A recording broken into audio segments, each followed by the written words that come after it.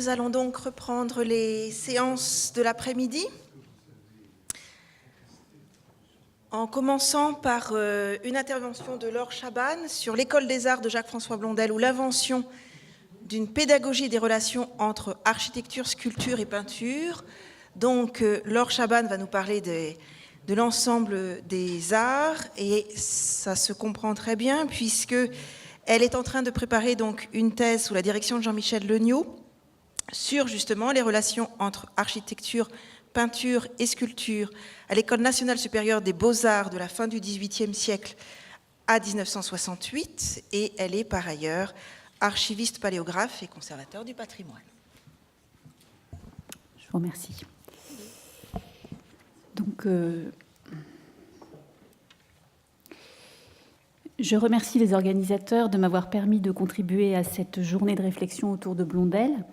Je voudrais proposer pour ma part quelques éléments donc, concernant son apport à la question des relations entre architecture, peinture et sculpture, envisagées du point de vue de l'architecture.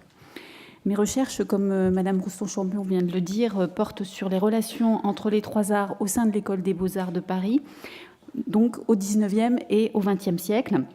Je me suis notamment intéressée aux pédagogies croisées ou communes qui furent mises en place au sein de cette institution. Et c'est dans ce cadre que je me suis interrogée sur l'héritage de Jacques-François Blondel. Cette question a en effet occupé une place importante dans le projet de l'École des Arts. Blondel l'a théorisé et il en a fait l'un des axes principaux de la pédagogie nouvelle qu'il a développée dans son école. Je présenterai tout d'abord son apport, puis j'évoquerai sa postérité, plus ou moins directe, dans l'enseignement artistique français, plus particulièrement à l'École des Beaux-Arts. Il faut tout d'abord brièvement rappeler le contexte dans lequel s'inscrivit l'initiative de Blondel, puisqu'en France, vous le savez, l'Académie royale de peinture et de sculpture était dissociée de l'Académie royale d'architecture. Si les deux institutions avaient la même tutelle, il n'existait pas officiellement de communication entre elles, ni entre leurs écoles. Certes, dans l'absolu, rien n'empêchait un jeune artiste de suivre les enseignements proposés à la fois à l'école du modèle et à l'école d'architecture. Comme Basile Bodez l'a bien souligné, cette situation de séparation était une exception en Europe. L'architecture avait dès l'origine été associée à la naissance du mouvement académique en Italie, à la Renaissance. Toutefois, il est clair que celui-ci s'était développé avant tout en faveur de la peinture et avait été dominé par la figure du grand décorateur, maîtrisant la perspective, âme de l'architecture pour les Italiens. En France, Lebrun, attaché au modèle italien, avait d'ailleurs protesté en 1672 contre la création d'une académie d'architecture séparée, considérant qu'il s'agissait d'un grave contresens sur le plan pédagogique. Cependant, le milieu architectural français était plutôt réticent face au modèle de l'architecte grand dessinateur à l'italienne. La création d'une académie séparée et le choix pour professeur et directeur de François Blondel, qui n'était certainement pas connu comme un grand dessinateur, marquèrent l'orientation de l'institution vers le modèle vitruvien. Remarquons par ailleurs que les écrits relatifs à l'architecture s'intéressent peu, jusqu'au XVIIIe siècle, à ma connaissance, au rapport de l'architecte avec les sculpteurs et les peintres dans le cadre du projet architectural. Vitruve, la grande référence, recommande simplement que l'architecte soit capable de juger de toutes les techniques devant concourir à son édifice. Alberti s'inquiète surtout du respect de la symétrie dans la disposition des statues, des peintures et de tous les décors. Il souhaite qu'ils soient exécutés par des artisans ordinaires et estime que les peintures et sculptures dues à de grands artistes doivent bénéficier d'une présentation particulière destinée à leur faire honneur. Vasari ignore le sujet. Dans les traités publiés par la suite, en France comme en Italie, l'usage des statues et des peintures n'est généralement pas différencié de celui des autres types d'ornements. S'il est abordé, c'est du point de vue de la convenance ou de la proportion. Et ceci semble lié plus largement à la faiblesse du discours sur l'ornement en dehors des ordres. De telles questions n'étaient sans doute pas jugées dignes de faire l'objet d'une élaboration théorique. D'ailleurs, par exemple, Sébastien Leclerc, lorsqu'il donne des précisions dans son traité d'architecture sur la manière d'exécuter une table sculptée en bas-relief, se justifie en précisant que son texte s'adresse à des novices. Ce genre de détails relevait de la transmission dans la pratique et de l'expérience. Il relevait aussi, en l'occurrence, du savoir-faire des sculpteurs, auxquels était traditionnellement laissée une certaine marge de manœuvre. Rappelons aussi que jusqu'au XVIIIe siècle, le dessin de l'architecte ne descendait pas forcément jusqu'au détail de l'ornementation et qu'en revanche, des dessins et des maquettes en grand pouvaient être réalisés sur le chantier. Les principes de la collaboration entre architectes, sculpteurs et peintres avaient peut-être d'autant moins besoin d'être explicités qu'il existait le plus souvent des liens étroits, à la fois fonctionnels et familiaux, entre gens du bâtiment, particulièrement entre architectes et sculpteurs. Sans parler d'un Michel-Ange ou d'un Bernin en Italie, les exemples sont nombreux en France, surtout dans les provinces, de sculpteurs-architectes, tels le père de Germain Beaufranc ou celui de Bouchardon. Nombreux sont aussi les architectes français dont le parcours de formation comporta un séjour dans l'atelier d'un sculpteur ou d'un peintre, souvent proches parents. Il suffit de citer les deux Mansart ou encore Clément Metteseau au XVIIe siècle. Avec la place nouvelle prise par le décor intérieur dans l'activité architecturale à partir des années 1690 et le développement de la tendance rocaille, l'ornement et ses concepteurs prirent, on le sait, une importance inédite avec des personnalités polyvalentes comme Meissonnier ou le sculpteur et architecte Nicolas Pineau dont nous avons déjà eu l'occasion de parler aujourd'hui. Au même moment, se reforma en 1705 l'Académie de Saint-Luc, l'école de la maîtrise des peintres et des sculpteurs, qui proposa un enseignement très complet, intégrant le dessin d'après le modèle, l'ornement et l'architecture, ce qui sans aucun doute éleva le niveau des peintres et des sculpteurs en la matière. Ce fut alors, nous semble-t-il, que la préoccupation de la direction exercée par l'architecte sur ses collaborateurs commença à s'exprimer clairement. En 1710, 2 ans après la mort de Jules Hardouin-Mansart, qui avait exercé une autorité sans partage sur les chantiers royaux, l'Académie royale d'architecture voulut établir des règles pour les ornements du dedans, apparemment sans suite. En 1717, la supériorité de l'architecture fut réaffirmée assez abruptement en préambule au nouveau statut de l'Académie. L'architecture, je cite, doit avoir la prééminence sur les autres arts qui ne servent, pour ainsi dire, que d'ornement dans les différentes parties des édifices. Une formule à laquelle, d'ailleurs, Blondel adhéra pleinement et qu'il reprit dans son cours.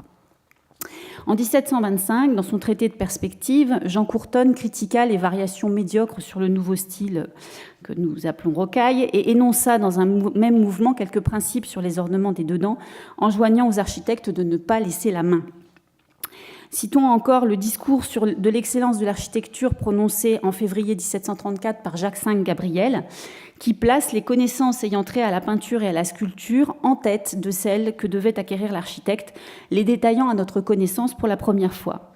L'architecte devait être en mesure de diriger les peintres et les sculpteurs sans dépendre d'eux dans la conception de son ouvrage et de les faire valoir, 2 idées que nous retrouverons chez Blondel. En mettant ses compétences au premier plan, Gabriel revendiquait la position des architectes comme des arbitres du goût, une position qui n'allait pas forcément de soi vis-à-vis d'amateurs férus d'art et de peinture. Il suffit de songer au jugement sévère et sans doute injuste de Mariette sur Jacques V Gabriel. Mariette le jugeait incapable de dessiner, je cite, le moindre bout d'ornement et s'interrogeait, ouvrez les guillemets, et comment un premier architecte peut-il hasarder de juger sur les ouvrages des artistes qui lui sont soumis quand il est lui-même dépourvu des connaissances qui sont si nécessaires pour diriger ses décisions ? De fait, les jeunes architectes n'étaient pas vraiment préparés à cela par l'enseignement dispensé par l'Académie. Leur formation plastique s'effectuait sur le tas et on peut supposer que le niveau de certains était plus faible que celui des peintres et des sculpteurs de l'Académie de Saint-Luc. Depuis la création de l'Académie de France à Rome, les architectes étaient aussi moins nombreux que les peintres et les sculpteurs à avoir bénéficié du séjour romain et leur culture pouvait paraître quelque peu médiocre face à ceux-ci.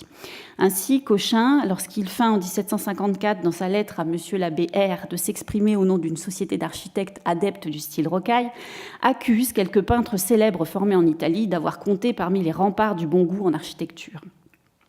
La création de l'École des Arts est étroitement liée à ce contexte que Blondel avait identifié comme critique. Il évoque dans ses écrits l'emprise anormale à ses yeux exercée par la sculpture sur l'architecture, l'exposant à la dégénérescence. Dans son cours d'architecture, il affirme sans détour, je cite, « Le génie créateur et fécond de l'architecte est l'âme des artistes qui travaillent sous ses ordres.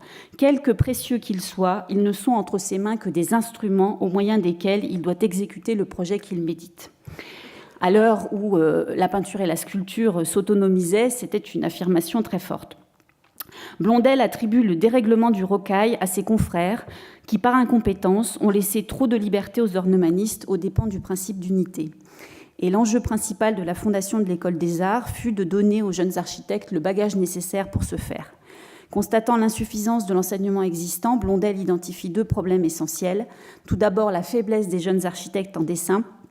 Il identifie donc des lacunes, je cite, qui touchent le plus souvent les proportions du corps humain, la perspective, les mathématiques, l'ornement et presque toujours le dessin en général. Pour lui, cette faiblesse ne leur permettait pas de traduire eux-mêmes leurs idées pour les transmettre à ceux qui devaient les exécuter, les obligeant à recourir à une main étrangère au risque de traduire leurs pensées premières. Bien plus, cette faiblesse les empêchait de développer leurs pensées. Pour parler en termes contemporains, il s'agissait de débloquer la créativité de l'architecte et de la rendre autonome. Le second problème soulevé par Blondel était la méconnaissance par les architectes des autres arts, de leurs ressources, de leurs convenances, de leurs contraintes matérielles. L'architecte devait pouvoir juger, on retrouve le terme de Vitruve, du programme iconographique, des modèles qui lui étaient soumis, du choix des matériaux, etc. Ce jugement pouvait s'appuyer sur un certain nombre de connaissances et de principes, mais pas seulement, car il relevait en grande partie du goût. Ici, le second problème rejoint le premier. Pour Blondel, le dessin était, je cite, « l'âme du goût », une formule qu'on retrouve souvent dans ses écrits, et c'est en s'essayant au dessin sous ses différentes formes que l'architecte serait véritablement capable de diriger peintre et sculpteur. Par dessin, Blondel n'entendait bien sûr pas seulement l'habileté graphique, mais aussi la formation de l'œil et de l'esprit.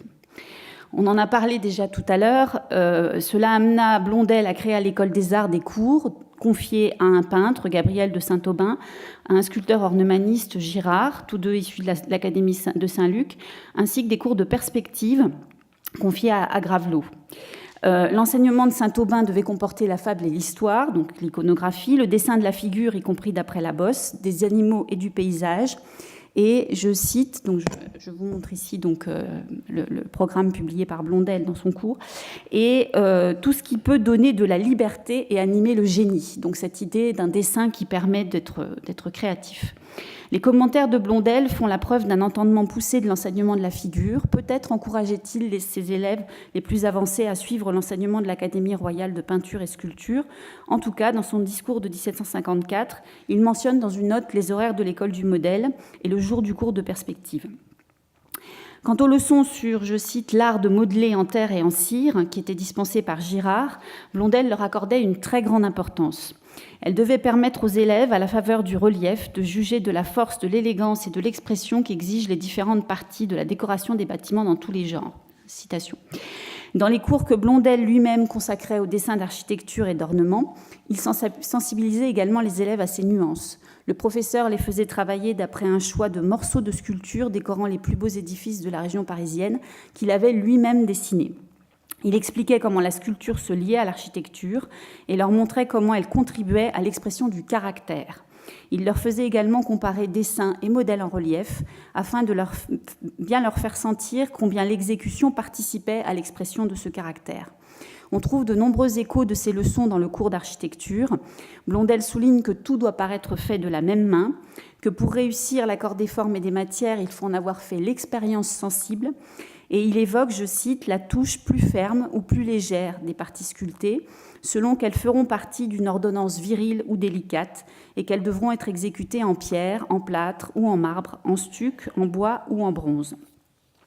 Donc Blondel souligne, à travers ses considérations sur le décor sculpté, les nuances infinies que l'architecte peut faire exprimer à un édifice, et la maîtrise des arts, tout particulièrement de la sculpture, apparaît comme une condition essentielle du caractère en architecture. Elle constitue un pan primordial de la formation du goût que Blondel définit, à rebours du caprice, du hasard et de la mode, comme un raisonnement étayé par une solide culture. Blondel recommande également de fréquenter les ouvrages de théorie de la peinture et de la sculpture, Roger de Pile, Félibien, Dufresnoy, etc., et de se nourrir des deux autres arts, comme de la poésie et de la musique, pour y glaner des leçons d'expression. Il engage aussi et surtout les jeunes architectes à visiter les peintres et les sculpteurs dans leurs ateliers. Il vante la fécondité de ces échanges et n'hésite pas à attribuer une part de la gloire de la colonnade du Louvre et de la Porte Saint-Denis, ces édifices fétiches, aux discussions de Claude Perrault avec Lebrun et de François Blondel avec Desjardins. Cette volonté d'échange et de formation conduisit d'ailleurs Blondel à ouvrir l'école des arts aux jeunes peintres, sculpteurs, décorateurs ou graveurs qui étaient admis à suivre son cours public de théorie de l'architecture et à suivre les visites qu'il organisait. Alors on ignore, à ma connaissance, peut-être qu'Aurélien Davrius a une idée, le succès de cette initiative, mais en tout cas, ils étaient admis. Et Blondel défendait plus généralement l'initiation des jeunes gens à tous les arts du dessin pour leur permettre de choisir véritablement leur vocation.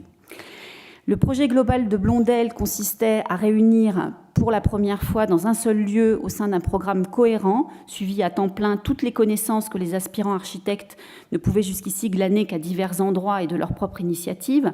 Et donc cette attention à la peinture et à la sculpture et au modelage et au dessin s'inscrit dans cette volonté générale d'unité qui englobe aussi, on l'a déjà évoqué, l'instruction des commanditaires et des artisans, outre les artistes.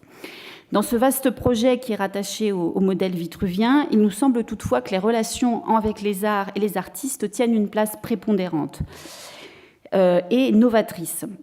Sur le plan théorique, ce caractère novateur est lié à la formulation écrite d'une doctrine, sans doute plus qu'au contenu lui-même. Blondel s'efforce vraisemblablement de codifier un ensemble de pratiques qui avaient assuré à ses yeux les plus belles réussites du siècle de Louis XIV.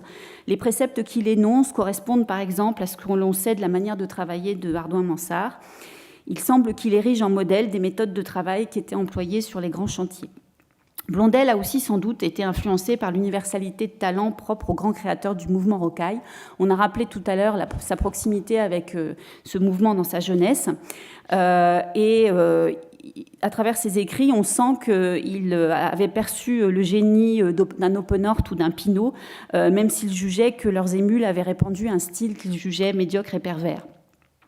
Toutefois, il faut bien noter que Blondel tourne résolument son enseignement vers l'architecture bâtie et non vers l'architecture dessinée. Il multiplie les mises en garde contre le dessin pour le dessin, tout particulièrement dans sa dissertation de 1771, alors que le temps des architectes peintres, pour reprendre la formule de Daniel Rabreau, bat son plein. Il récuse l'idée qu'un bon dessinateur puisse réussir dans tout type de projet et estime que le dessin n'est rien sans les connaissances pratiques et matérielles qui doivent guider la conception et l'exécution. Il insiste pour que des développements en grand soient réalisés afin de bien apprécier l'exécution des dessins.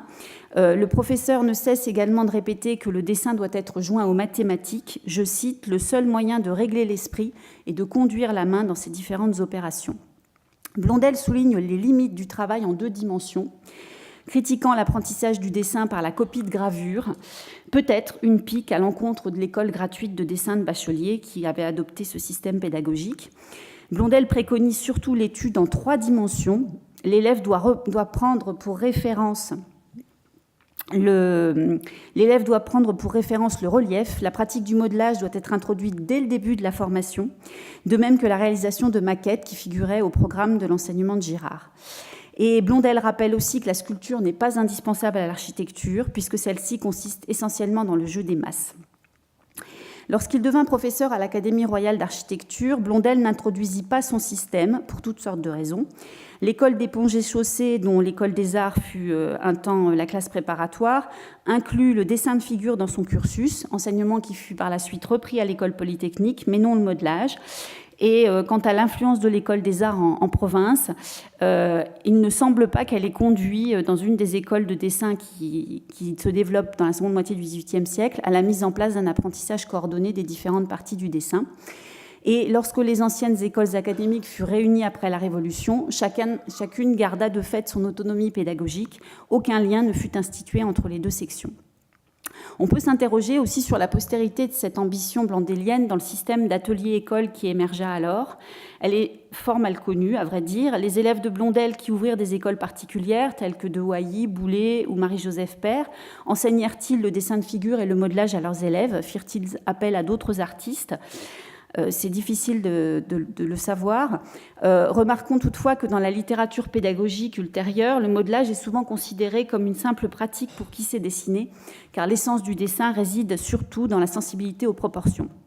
Il faudrait aussi envisager l'utilisation de la maquette dans cet enseignement, là aussi question très mal connue. En tout cas, l'idée d'un enseignement des différentes parties du dessin réapparaît à la Révolution sous la plume de Quatremer de Quincy en 1791 dans ses considérations sur les arts du dessin. Il réclame la réunion des arts au sein d'une même école et envisage tout particulièrement ses bienfaits pour l'architecture, s'interrogeant sur un enseignement architectural coupé de la peinture et de la sculpture. Il est difficile de savoir s'il s'est inspiré de l'exemple de l'école des arts qu'il devait sans doute connaître. Il cite plutôt des exemples de la Renaissance italienne, Michel-Ange ou Cellini. En tout cas, l'idée reparaît aussi au début du Second Empire, dans un contexte qui offre un parallèle intéressant avec celui de la crise du rocaille. Le style à la mode ne satisfait pas un petit groupe d'individus qui le jugent irrationnel et décadent. On est alors à l'époque de l'éclectisme, tout comme Blondel et Cochin avaient réprouvé les créations dérivées du rocaille. Et ce petit groupe déplore l'absence d'unité dans la production artistique du temps et veut lancer une rénovation radicale des arts qu'on appelle alors industriels. C'est dans ce contexte que Léon Delaborde publie son fameux rapport de l'Union des arts et de l'industrie en 1856, où il préconise la génération de ce qu'il appelle l'enseignement simultané des trois arts, c'est-à-dire que les jeunes gens se destinant à une carrière artistique devraient suivre un tronc commun comportant à la fois du dessin de figure, de l'ornement, de l'architecture et du modelage. Est-ce que Laborde s'est inspirée de l'école des arts de Blondel? Elle n'est pas citée nommément. Laborde cite Blondel seulement à propos de l'architecture française, mais c'était un érudit, archéologue, historien de l'art et conservateur qui a nourri son texte de nombreuses lectures, et on peut penser que il avait lu Blondel, d'autant qu'une de ses idées phares était aussi d'enseigner l'art au public en tant que futur commanditaire, et on retrouve là une des ambitions de l'école des arts. Alors, les préconisations de Léon de Laborde ont longtemps résonné dans la politique artistique française. À l'école des Beaux-Arts, dès 1860, on a tenté une réforme pour mettre en place un enseignement des trois arts qui n'a pas abouti. Dès 1857, cependant, la section d'architecture a créé un enseignement de dessin d'ornement, jusqu'ici inexistant, et un concours dit d'ornement et d'ajustement, le concours Rougevin. De nouveau pour remédier à la faiblesse en dessin des architectes, un concours qui devait, comme l'écrivit alors César Daly, être, je cite, le germe de la réaction qui délivrera l'architecture de toute cette ornementation pensive et banale. En 1860, Constant Dufeu, le principal artisan de cette tentative de réforme, se réclama de ce qui est désigné dans les archives comme l'idée Percier. Alors ça, c'est aussi très intéressant. Percier avait voulu, à l'école royale gratuite de dessin et de mathématiques, inciter par un prix spécial les élèves à s'instruire dans toutes les parties du dessin qui formaient depuis l'origine des classes séparées. Percier, ancien élève de cette école, et de Père le Jeune, avait-il lui-même été rompu à toutes les formes du dessin, y compris le modelage? Nous manquons malheureusement encore une fois de témoignages sur la continuité de cette pratique, mais comme l'a souligné récemment Jean-François Bédard dans le catalogue de l'exposition Percier, il y a une sorte de filiation d'Openort à Percier, et ce souci de maîtrise de toutes les parties du dessin pourrait être considéré comme une facette de cette filiation qui pourrait passer d'une certaine manière par l'école de Blondel. Il est également intéressant de noter que 1860, c'est la date de publication de la première monographie de Prost sur Blondel. J'ai presque terminé. Ardemment défendu par les réformateurs des arts industriels, l'enseignement simultané a été finalement introduit à l'école des Beaux-Arts en 1883 à l'instigation du sculpteur Eugène Guillaume. Et on possède cette fois la preuve d'une continuité d'esprit entre cette pédagogie et celle de l'école des arts, puisque Guillaume l'a souligné en 1886 dans une intervention devant le Congrès annuel des architectes. Donc l'enseignement simultané intégrait obligatoirement pour les architectes l'enseignement du dessin et du modelage avec les élèves peintres et sculpteurs, et le modelage et le dessin étaient aussi au concours d'admission dans la section d'architecture, et on créa aussi un nouveau concours d'ornement supplémentaire, le prix Godeboeuf. Et puis en 1910, on mit en place, donc là je vous montre un exemple, malheureusement tous ces modelages des architectes n'ont pas été conservés dans les archives de l'école, un exemple donc d'esquisse modelée pour un concours de composition décorative par un élève architecte. En 1910, un concours de composition décorative en collaboration fut mis en place à la demande des élèves architectes, avec des équipes qui comprenaient un architecte, un peintre et un sculpteur, pour réaliser une maquette polychrome sur un sujet de grande décoration. Et l'enseignement simultané fut vraiment considéré comme un succès chez les architectes, particulièrement le modelage. Charles Garnier y tenait tout spécialement. Quant à Gandet, il souligna dans son cours, je cite, que le modelage prépare plus directement encore que le dessin au sens de l'architecture. La création de cet ensemble d'enseignements participa au développement du style Beaux-Arts. Comme dans la génération des élèves de Blondel, elle favorisa aussi une maîtrise virtuose du dessin. Après la Première Guerre mondiale, cet enseignement se poursuivit, toutefois, et perdura jusqu'en 1968. Toutefois, il se trouva en décalage croissant avec la réalité de la pratique architecturale. Cette volonté de faire dialoguer peintres, sculpteurs et architectes fut réactivée à partir des années 30, à l'instigation du sculpteur Paul Landowski, dans un contexte de crise de l'art monumental. Elle passa par la création d'un nouveau concours en collaboration, Alors, malheureusement, je n'ai pas le temps d'en parler, mais c'est très intéressant parce que c'est réactivé aussi au début des années 50, en même temps qu'on crée le 1%, avec cette idée d'ailleurs initiale de réserver le 1% aux élèves de l'école. Et malgré les efforts de rénovation, dans les années 60, l'enseignement simultané pouvait apparaître aux jeunes architectes comme une pédagogie fossilisée d'un autre âge. Et en 68, ils passèrent abruptement du dessin d'après les moulages d'antique aux expérimentations abstraites. Donc pour conclure, si le modèle de l'école des arts fut une des sources de l'enseignement simultané, leur comparaison fait immédiatement apparaître des différences notables. L'enseignement simultané était une sorte de formation plastique générale à objectifs multiples, mais il ne fut jamais orienté spécifiquement vers le projet architectural. Il fut confié à des artistes essentiellement figuristes et non à des spécialistes du décor monumental, et il lui manqua aussi cette coordination que Blondel jugeait essentielle. À partir des années 30, la direction de l'école essaya de remédier à certains de ces défauts, au moment où l'on prit conscience que l'art monumental pouvait disparaître. Et dans cette tradition pédagogique, le point le plus saillant est sans aucun doute l'importance accordée au modelage dans l'enseignement de l'architecture. En général, le style beaux-arts est toujours associé au dessin, mais il ne faut pas oublier qu'il y avait aussi cet enseignement du modelage que les patrons considéraient comme important. Et en cela, la leçon de Blondel a sans doute été entendue, puisqu'il avait vraiment mis le modelage en avant par rapport au dessin. Voilà, je vous remercie.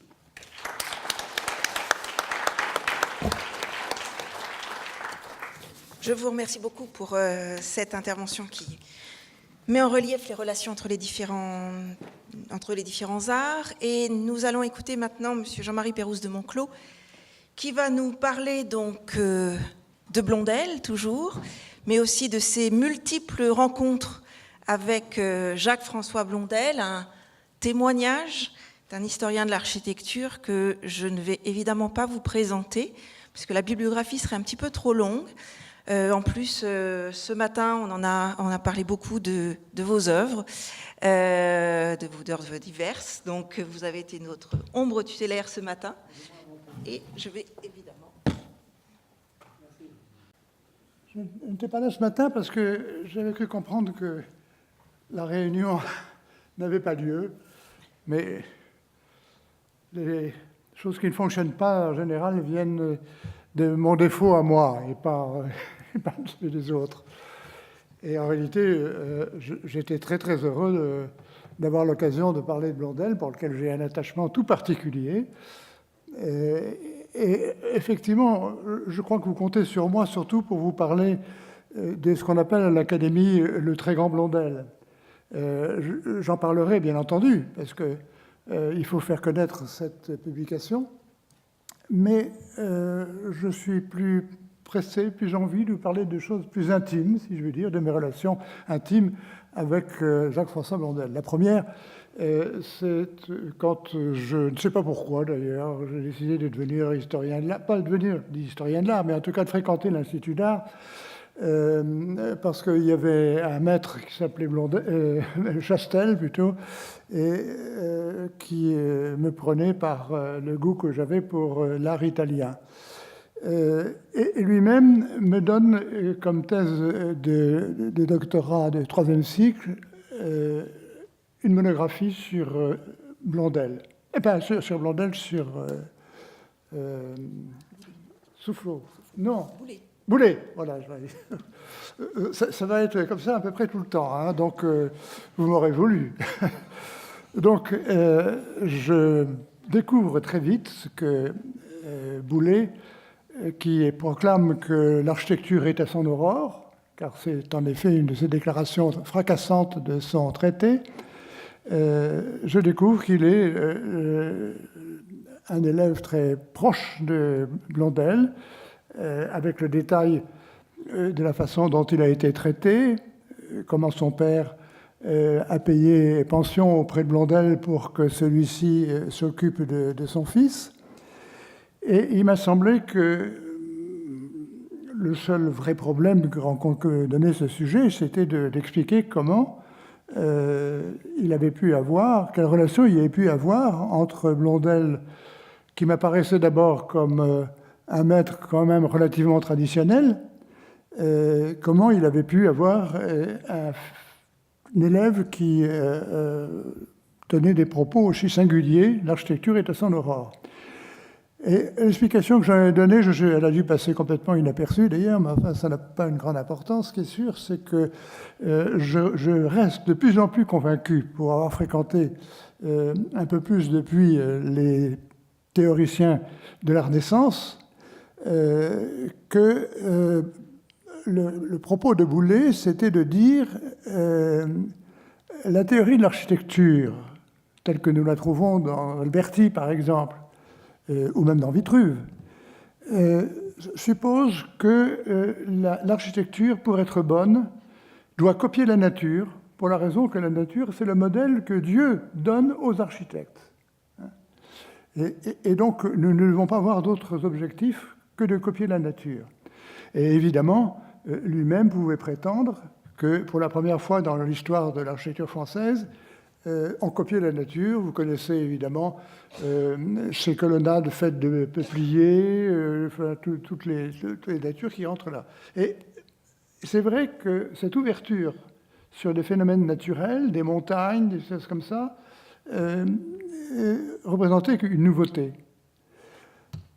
Pour en venir aussi au sujet du dessin dont nous voulons entendre parler, de façon la plus intéressante d'ailleurs, il faut évidemment bien comprendre que lui aussi représentait une façon de traiter l'architecture tout à fait différente, qui avait les précédents, bien entendu, mais en tout cas assez différente de celle de Blondel même, puisqu'il en a fait un spectacle, et il y a ces grands dessins, n'est-ce pas, c'est l'architecture imaginaire complètement, qui est en fait le grand sujet de Boulay, on le sait. Et je crois qu'il faut, s'agissant de l'histoire du dessin, sur lequel je voudrais dire un mot à la suite de ce que nous venons d'entendre, je crois qu'il y a un texte que vous n'avez pas cité et qui est pour moi très éclairant, vous le comprendrez pourquoi d'ailleurs, c'est le texte de Delorme. Car Delorme dit explicitement qu'un architecte n'a pas besoin de savoir dessiner, simplement dessiner assez rapidement des plans, et même que le trop beau dessin est une façon de tromper le client et qu'il est totalement inutile. Or, en cela, il reprenait avec beaucoup plus de force l'idée qu'on trouvait dans Alberti, qui lui-même dit qu'un architecte peut très bien faire des chefs-d'œuvre sans pour autant savoir dessiner. Nos historiens de l'architecture, à la fois ceux qui étaient contemporains de Mansart et du Jardin Mansart, et dont ils disaient que Jules-Marie Mansart ne savait pas dessiner, que Jacques V Gabriel ne savait pas dessiner. Il y a toutes ces observations qui sont là, effectivement, mais nous avons trop souvent oublié que la qualité d'un dessin est donnée par des amateurs de dessin, c'est-à-dire des gens pour qui le dessin est un tout. Et j'aurais voulu pouvoir citer quelqu'un qui n'est malheureusement pas dans cette salle, je suppose, qui est Henri Zerner, je suppose qu'il n'est pas là, s'il était là, qu'il se lève, qui est un grand spécialiste, vous le savez, du dessin de toutes sortes du moment de la Renaissance. Eh bien, il se trouve que nous ne sommes pas d'accord ensemble sur un dessin, parce que lui le juge de façon difficile. Il s'agit du dessin qui est conservé à l'École des Beaux-Arts et qui représente le jubé de Saint-Germain-l'Auxerrois et qui est sûrement, ça, il n'y a aucun doute possible, pensé, inventé par Pierre Lescot, mais pour Henri Zerner, ce dessin n'est pas de Pierre Lescot. Et moi j'affirme qu'il ne peut pas ne pas être de Pierre Lescot. Voilà. Quelque chose est tranché, c'est la publication qui fera la différence, mais vous pouvez évidemment dès maintenant fréquenter les très beaux articles d'ailleurs de Zerner sur ce sujet. Alors je me suis un peu trop éloigné de Blondel, de toute évidence, mais ça c'est le danger que vous courez. Après tout, je viens d'entendre parler du dessin et je suis précisément totalement en train d'écrire sur le sujet. La deuxième rencontre avec Blondel est beaucoup plus importante. Elle est même pour moi fondamentale, vous allez le comprendre. Et pardonnez-moi si je suis un peu trop personnel dans l'aveu de ce qui s'est passé dans ma rencontre avec Blondel. Je me suis inscrit en effet dans le séminaire de Chastel pour faire de l'histoire de l'art sans avoir l'intention de faire de l'histoire de l'art. Ce que je voulais, c'était devenir romancier, et pour ça, je m'étais dit, en regardant l'inspiration que me donnait Stendhal, qui était à ce moment-là le romancier que j'aimais le mieux, je me disais, au fond, la meilleure solution pour faire un bon roman, c'est de devenir comment dire, faire de la diplomatie, parce qu'on n'a rien à foutre, et qu'en fait, on voyage quand même. Donc, on voit des choses, on recueille des éléments pour remplir un roman. Donc, j'étais à Sciences Po, effectivement, en train de faire la section Relations internationales, et j'ai découvert l'existence de Chastel qui parlait d'Italie. Alors, je me suis inscrit, et peu à peu, je me suis convaincu qu'après tout, je devais faire de l'histoire de l'art. Mais ma réaction, ai-je le droit de le dire maintenant, ma réaction a été quand même extraordinairement critique. Parce que je me suis rendu compte, n'est-ce pas, que les spécialistes de l'architecture avaient toutes sortes de maîtrises. Ils connaissaient l'histoire par cœur, les Blondel dans l'intimité. En revanche, ils ne connaissaient pas le vocabulaire de l'architecture. Donc, moi, ce manquement de gens qui parlaient de l'architecture et qui n'avaient pas plus de 3 mots spécialisés en l'occurrence, Simone de Beauvoir en particulier, dans son dernier roman, nous dit qu'elle a fait une découverte fantastique, elle a enfin compris ce que c'était qu'un arc plein cintre, et maintenant qu'elle sait ce qu'est un arc plein cintre et un arc brisé, alors elle comprend l'architecture. Ça, j'en doute pas une seconde, n'est-ce pas? Bon. Elle entrait pour la première fois dans une église, en plus de ça. Bien. Alors, passons sur ces détails, et donc, je me suis dit, je ne vais pas rester dans une discipline qui ne maîtrise pas le vocabulaire que les spécialistes, que les professionnels maîtrisent. Et j'ai proposé à Chastel, fait une proposition assez singulière. Il se trouve que j'ai un ancêtre qui était un peu philosophe et qui, au XVIIIe siècle, a réuni dans une maison de famille une très belle bibliothèque de philosophie, et en particulier la grande encyclopédie. Et vous savez que dans la grande encyclopédie, il y a un vocabulaire de l'architecture, et ce vocabulaire de l'architecture, il est fait, si je me trompe, à moins qu'ici on ait dit le contraire, il représente une création de Blondel lui-même. Et je m'étais dit, c'est quand même tout à fait singulier, n'est-ce pas? Nous avons dans un lieu de savoir qui appartient à la culture française, la grande encyclopédie. Dedans, je découvre, à chaque fois que j'ouvre ce livre, ou ces livres, puisqu'il y en a plusieurs tomes, je découvre une quantité considérable de termes techniques. Je ne les connais pas. Chastel ne les connaît pas non plus. Hein. Son séminaire, personne ne le connaît. Hein. Madame de Beauvoir, elle connaît quand même, elle, l'arc plein cintre et l'arc brisé. Alors, j'ai proposé à Chastel, parce qu'on avait précisément, en tant que participant aux travaux de son séminaire, on avait l'obligation de faire des devoirs de vacances, et je lui ai proposé de faire un vocabulaire d'architecture de Blondel, avec la seule innovation que j'ai apportée, c'est que ce vocabulaire qui est, vous le savez, dans l'ordre alphabétique, je l'ai mis dans l'ordre méthodique.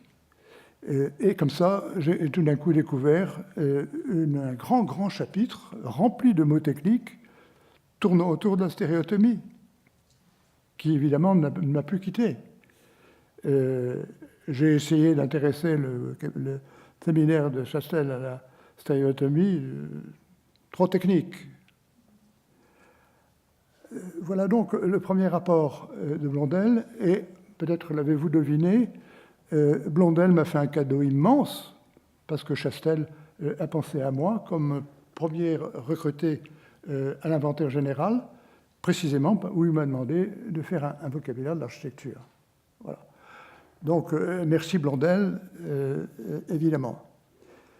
Troisième point où je le rencontre, c'est dans les travaux des élèves, mais là-dessus, je suis surveillé par quelqu'un de plus compétent que moi là au premier rang, donc je vais peut-être être très prudent.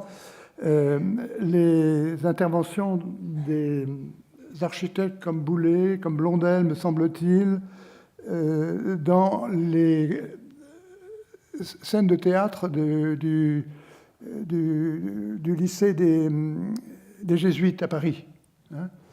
Chaque année, il y avait une grande séance, les parents étaient invités, les élèves jouaient sur la scène, et les décors avaient été faits par des Blondel, par des Boulay, par des choses comme ça. Alors là, je ne sais pas très bien où on en est sur ce point, de savoir si Blondel est vraiment intervenu dans cette question, mais en tout cas, j'ai regardé d'un peu près parce que ça me paraissait quand même intéressant, et le dessin de Boulay est en effet très intéressant. C'était un dessin à l'antique qui était très tôt, qui apparaissait très tôt dans l'œuvre de Boulay, et pour une scène à l'antique aussi, puisque la plupart des scènes des séances étaient assurées par des textes écrits par les jésuites eux-mêmes, souvent écrits en latin, et les élèves le prononçaient en latin. Outre le fait que, comment dire, une partie des scènes étaient assurées en principe par des femmes, mais qui étaient jouées par des hommes. Et le critique très célèbre qui assistait à toutes ces scènes a trouvé un peu curieux quand même qu'on ait jugé bon de mettre des faux seins à un garçon pour assurer la vraisemblance de je ne sais plus quelle héroïne portant un nom antique, évidemment. Alors, j'en viens à ce que vous attendez avec sûrement la plus grande impatience, c'est-à-dire de parler des publications du Blondel. J'ai commencé par le cours de Blondel. Je ne suis pas très content de la publication qui a été faite, sans accuser personne, c'est-à-dire que c'est simplement la technique dont nous disposions à l'Académie d'architecture pour publier ce cours. Je ne sais pas si vous savez qu'effectivement il a été publié. Pas très bien, il y a des planches qui sont assez vilaines, mais qui rend sous cette forme-là des services considérables.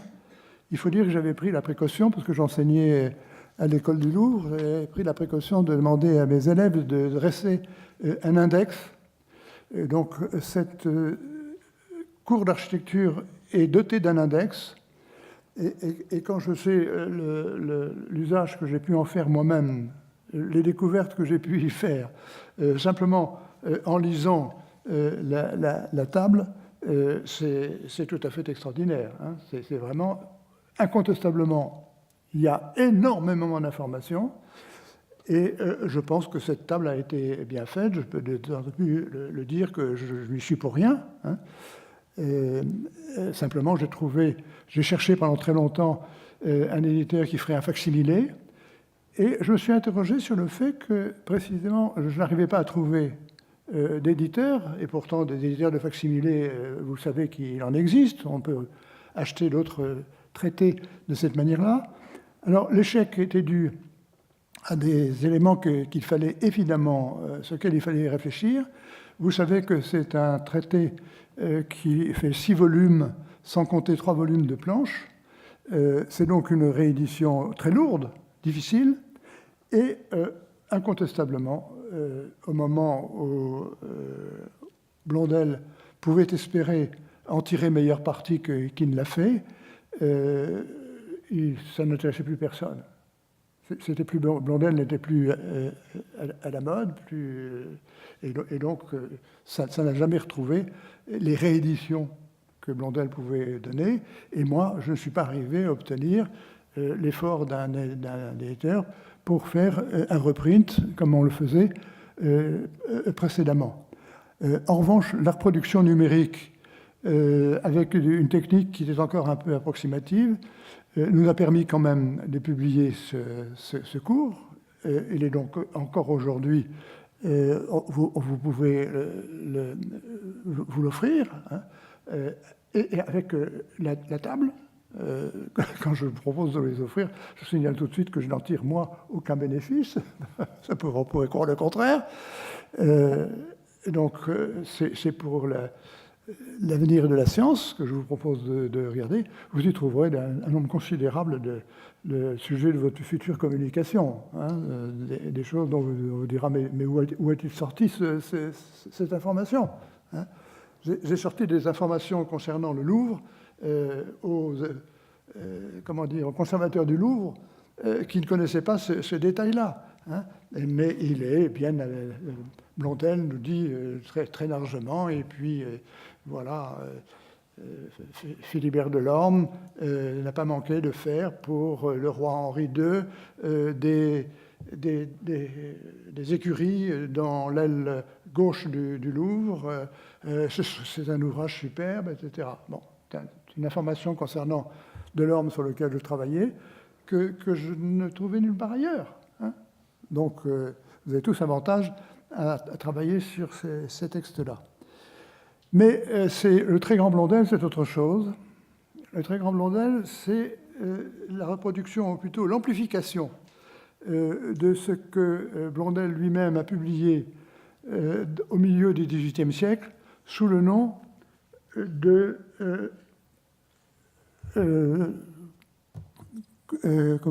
Grand Blondel, c'est ça, oui, Grand Blondel, c'est ça, oui.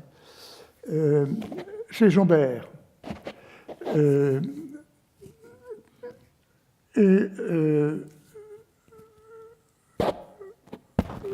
Ce traité devait en fait avoir 8 volumes.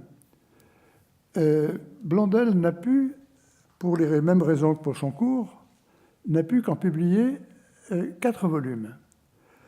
Vous connaissez évidemment ces 4 volumes, qui sont des merveilles de l'édition française, mais elle en avait fait d'autres à ce moment-là, parce que c'était un bon cru, une bonne année. Ce que nous n'avions pas, à mon avis, c'est un grand critique d'architecture, et ces textes de Blondel sont par elles-mêmes, le commentaire qu'il fait de chacun des ouvrages qu'il publie, tous, il y a partout, à chaque instant, on sent quelqu'un qui a une conscience de ce qu'est l'architecture, un sens critique de l'architecture, qui tient évidemment du fait qu'il enseigne lui-même.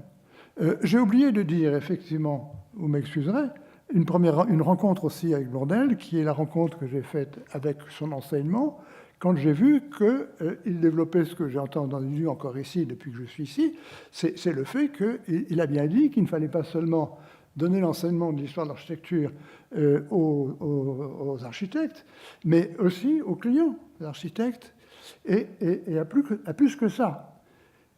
Et au fond, ça inspire le livre que j'écris maintenant, puisque je suis parti de l'idée du Brexit. C'est le livre que je fais aujourd'hui, qui est une histoire de l'architecture européenne dans son ensemble, complètement, dans tous les pays, jusqu'à la Russie, parce que je considère que si Brexit il y a, alors que je suis européen de goût, s'il y a Brexit, c'est en grande partie parce que cette culture de l'architecture, qui devrait nous retenir tous fidèles à l'Europe, parce qu'elle est éblouissante, et parce que nous n'avons pas pu ne pas la fréquenter sans en garder une très grande amitié. Si nous n'avons pas cette réaction-là, et que la plupart des gens n'ont pas l'attachement au continent même, c'est parce qu'ils ne lisent pas l'architecture, ils ne la comprennent pas, hein. Et j'ai, en ce qui me concerne, une conscience très forte du travail qu'il faut faire pour le faire. Sans compter, évidemment, mais je ne pensais pas à ça, le fait que j'ai enseigné aussi dans cette école, ici.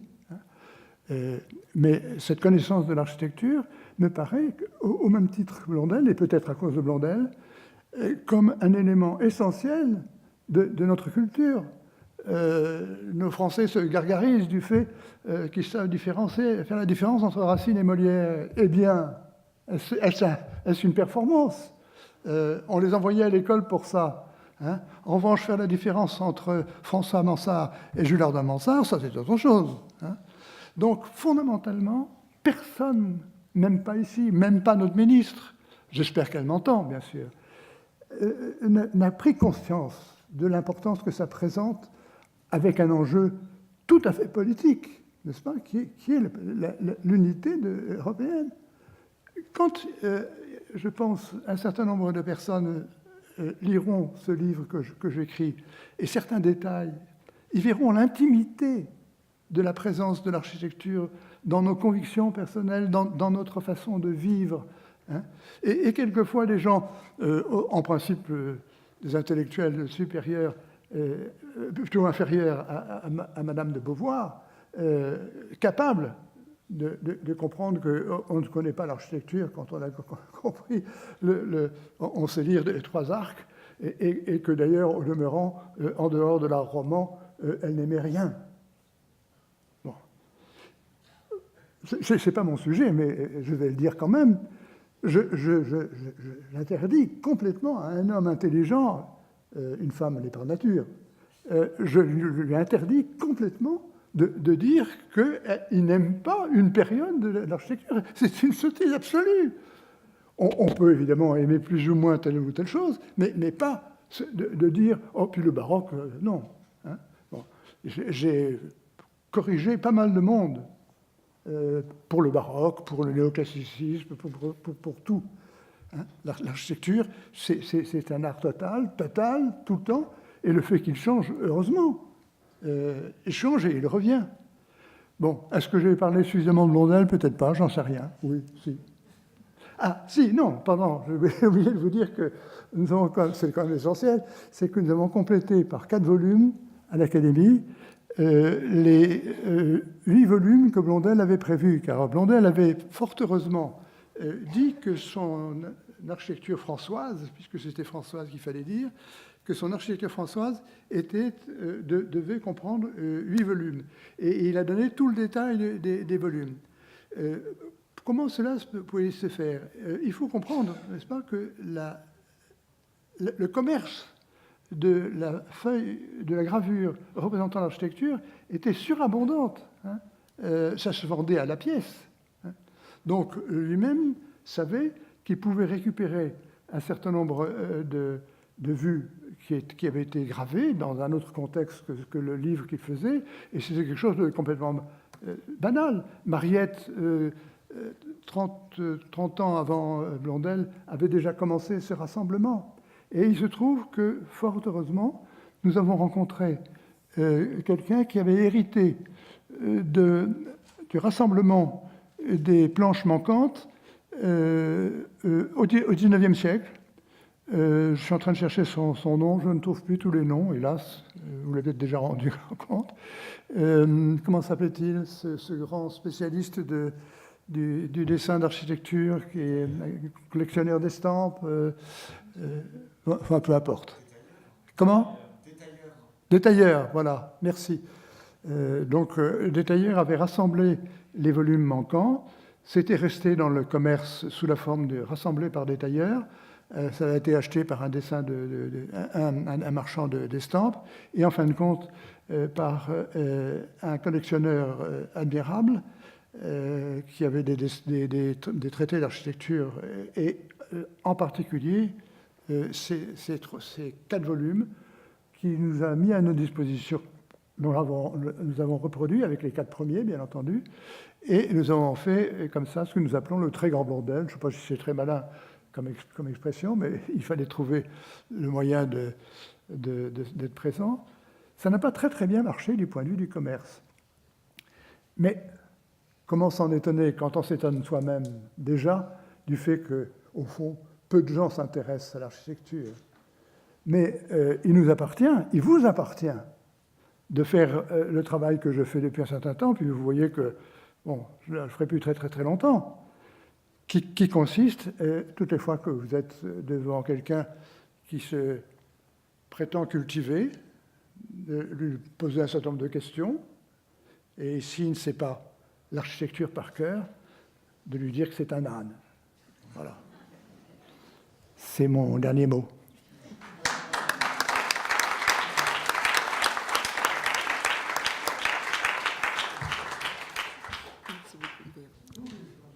Donc, après cette intervention donc, de Jean-Marie Pérouse de Mauclos, nous allons avoir donc une intervention de Denis Bilodeau qui va nous parler de Jacques-François Blondel et la question du jugement professionnel chez Peter Collins. Donc, Denis Bilodeau est professeur titulaire à l'école d'architecture de l'Université de Montréal. Ça me surprend toujours un petit peu puisqu'on n'a pas du tout la même logique en France.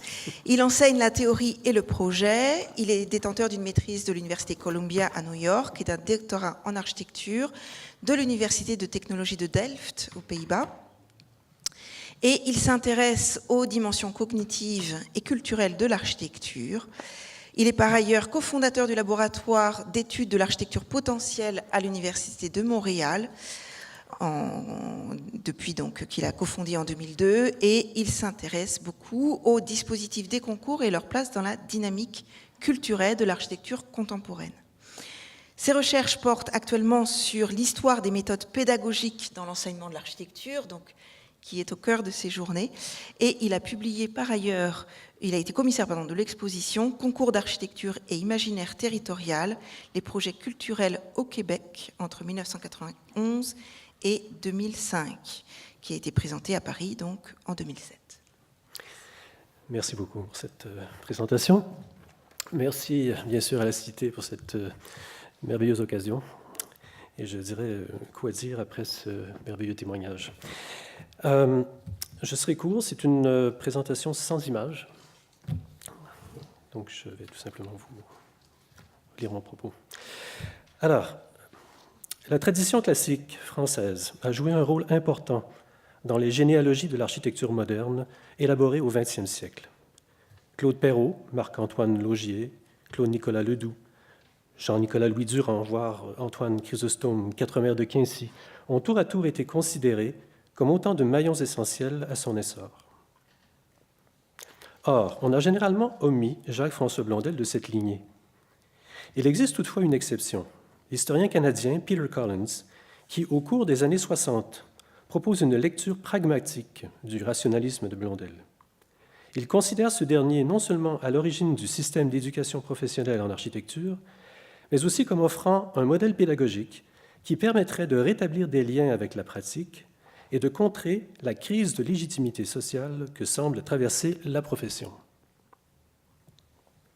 Cette crise, selon Collins, est un phénomène endémique à la modernité, dont il retrace l'origine au milieu du XVIIIe siècle.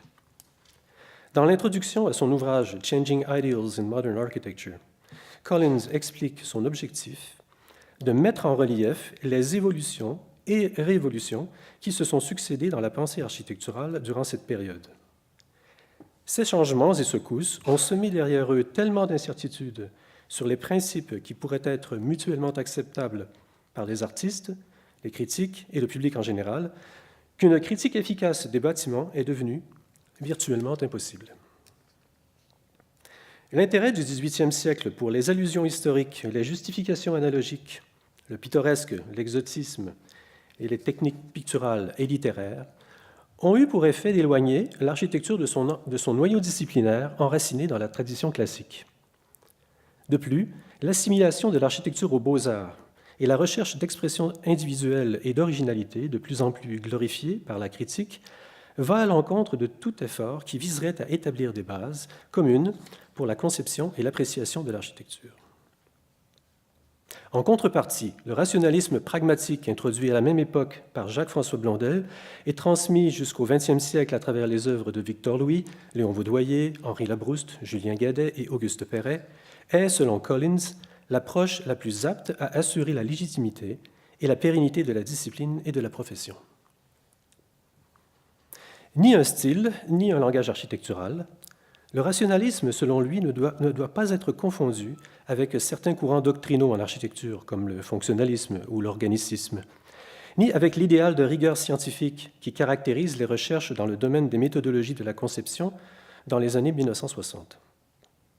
Le rationalisme est d'abord et avant tout une philosophie critique qui implique une conception de la tradition, de la créativité et de l'éducation. C'est de ce point de vue qu'il faut comprendre la contribution fondamentale de Blondel au développement de la pensée architecturale ainsi que sa pertinence contemporaine. En 1955, le jeune étudiant Peter Collins consacre une thèse de maîtrise à Blondel, soutenue à l'Université de Manchester et déposée aujourd'hui dans les archives de l'Université McGill à Montréal. Ce document de plus de 400 pages, intitulé Jacques-François Blondel, His Life, Work and Influence, se veut une synthèse de la doctrine de Blondel, abordant son enseignement principalement. Selon cette analyse, le cours de Blondel est à l'origine de deux grandes innovations pédagogiques. Premièrement, une approche philosophique et rationnelle de la théorie du projet, à travers laquelle les bâtiments sont soumis à une critique raisonnée pour déterminer leur effet sur l'observateur, davantage que leur conformité avec des modèles reconnus. Deuxièmement, une insistance sur l'étude des bâtiments contemporains comme le moyen le plus stimulant et le plus profitable pour l'amélioration de l'architecture. Sur ce deuxième aspect, Collins souligne que Blondel développe une critique des bâtiments dans leur ensemble, plutôt que de se limiter à certains détails décoratifs. Le principe d'unité entre les parties d'un tout est essentiel pour Blondel. L'unité qui satisfait la raison, disait-il. Cette prescription fondamentale du classicisme depuis l'Antiquité prend un sens particulier chez Blondel. Elle désigne plus spécifiquement la cohérence entre le plan, la coupe et l'élévation, un principe qui anticipe, selon Collins, l'idée moderniste selon laquelle l'extérieur doit toujours être l'expression des espaces intérieurs. Une seule désagrégation à quelque niveau que ce soit et l'harmonie est perdue. De ce point de vue pratique, la recherche d'unité est surtout l'art d'éviter les conflits. Une grande partie du cours de Blondel est consacrée à l'étude des problèmes de composition qui résultent des contradictions inhérentes aux règles de composition classique. La plus grande difficulté, cependant, résulte de la confrontation entre les règles de l'architecture et les contingences réelles qui entourent la conception d'un bâtiment. Collins souligne notamment les contraintes liées à la dimension et à la forme irrégulière des sites. Je cite, « Rien ne démontre mieux le mérite d'un architecte, écrit Blondel, que lorsque, limité par le site et l'argent disponible, il combine le bon goût et la bonne distribution et noblement relie toutes les parties de son bâtiment. » Blondel fait une distinction, comme vous le savez tous, entre une licence et un abus. Un abus tel qu'en commettent les architectes Borromini, Maisonnière et Oppenor est une transgression radicale du cadre normatif classique et donc condamnable. Une licence, par contre, n'est souvent qu'une façon ingénieuse de surmonter une difficulté tout en respectant les principes de base de l'architecture classique. Après tout, disait Blondel, il n'y a pas que les règles en architecture, il y a aussi l'ingéniosité. L'ingéniosité ne se mesure pas dans l'application stricte des règles, mais dans la capacité d'un architecte à les adapter, voire même à les contourner en fonction des difficultés propres à chaque situation. Ainsi, et je cite, « Avant de juger de la valeur d'un bâtiment, le critique devrait toujours analyser les raisons et les restrictions qui ont amené un architecte à agir d'une façon différente de celle à laquelle on aurait pu s'attendre en des circonstances plus favorables. » Pour Blondel, explique Collins, la conception d'un édifice est une démarche ponctuée d'essais et d'erreurs, la perfection devant être recherchée à travers un processus d'itération, de critique rationnelle et de correction, plutôt que par la simple application des règles. C'est cette tension entre règles et contingences qui rend l'étude de cas si importante dans l'apprentissage de l'architecture et la formation du jugement critique. Elles sont au cœur de ce que Collins appelle la méthode dialectique chez Blondel. C'est en comparant différents projets destinés à un même usage ou présentant des difficultés similaires qu'un architecte pourra juger des relations entre les parties d'un bâtiment et ainsi, graduellement, perfectionner son art. L'attention portée par Blondel à l'étude de l'architecture française du XVIIe siècle dans la région parisienne s'expliquerait aussi par l'importance qu'il attribue au contexte physique, social et technologique dans la conception et l'évaluation des bâtiments. L'évolution des mœurs et des conventions sociales en France depuis le XVIIe siècle nécessitait une révision attentive des modes de distribution et d'aménagement des intérieurs, et ceci en relation avec les conditions souvent difficiles d'implantation en milieu urbain. Dans son architecture française, Blondel passe au crible plusieurs des grands édifices, notamment le Palais du Louvre et de Versailles, ainsi que l'Hôtel des Invalides. Il inclut aussi de nombreux projets particuliers démontrant à des échelles diverses l'habileté, voire la virtuosité des architectes, comme à l'hôtel de Beauvais, mais aussi les décisions parfois discutables et les erreurs commises. Collins examine en détail la description du bâtiment de l'ancienne école de chirurgie dessiné par les frères Joubert au XVIIe siècle, un édifice relativement modeste, mais dont il admire l'utilisation ingénieuse d'un site particulièrement exigu, qui présentait un véritable défi de planification. À un autre moment, Collins soulignera l'ingéniosité professionnelle du plan de Gondouin pour la nouvelle école de chirurgie, en l'opposant aux conditions artificielles de régularité imposées dans les exercices et concours académiques à la fin du XVIIIe et au XIXe siècle. Enfin, Blondel n'appréciait guère les études d'architecture in vacuo, dit Collins. C'est aussi une des raisons pour lesquelles il s'intéresse peu aux grandes réalisations de l'Antiquité romaine ou de la Renaissance. Celles-ci ne constituent en aucun cas des modèles valables pour l'architecture moderne et encore moins pour l'architecture française. Blondel croyait à la supériorité des réalisations de son époque. De plus, son approche était trop rationnelle et trop évolutionnaire pour admettre des modèles provenant d'autres lieux et d'époques plus anciennes. Blondel était un traditionnaliste, écrit Collins. Une tradition est continue, se développant et s'adaptant constamment. Le concept emprunte à celui du philosophe des sciences Karl Popper, dans un article publié en 1949, où il écrit donc « Une tradition scientifique, écrit Popper, n'est pas donnée, ni le produit d'un processus historique inéluctable. Elle est le produit d'une construction, ou elle est plutôt une construction collective, née de l'effort conscient et soutenu d'interprétation, d'adaptation et de renouvellement par des générations successives de chercheurs. La critique est essentielle à l'évolution de l'architecture aussi bien qu'à celle des sciences, et l'invention est un phénomène rare. C'est de ce point de vue, selon Collins, qu'il faut apprécier l'importance du travail de Blondel et de critique et de la tradition classique effectuée par lui-même. En architecture, écrit Collins, encore une fois, il y a peu d'inventions personnelles dont la valeur puisse rivaliser avec la sagesse accumulée d'une culture nationale. Et si on préfère voir Blondel comme un interprète de l'architecture française classique, plutôt que comme un architecte ayant contribué au développement de sa grandeur, on ne lui attribuera que le rôle que lui-même valorisait le plus. Fin de la citation.